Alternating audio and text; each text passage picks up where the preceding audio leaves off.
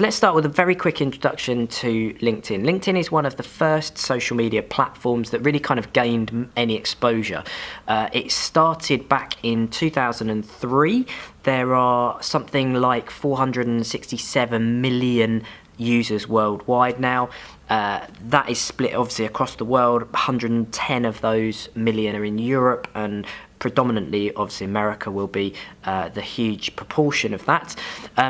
In the UK here, there's about 21 million users. So it's a very, very large network, and it's been around, as I say, for a long time. 2003 was the start. So Facebook was launched in 2004 to students, and then 2005 to the public. YouTube was around 2005. Twitter, I think, was 2006 or 7 even.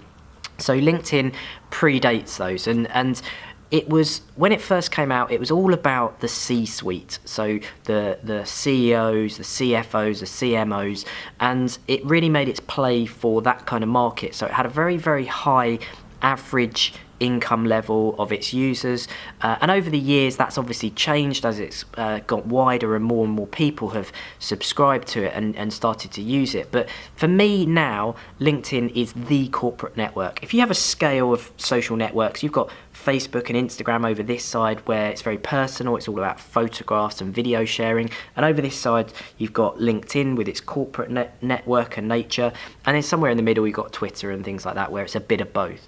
So for me, LinkedIn is a hugely powerful business platform which I continually use on a day-to-day basis for my business, but I also train people and my clients in this platform as well.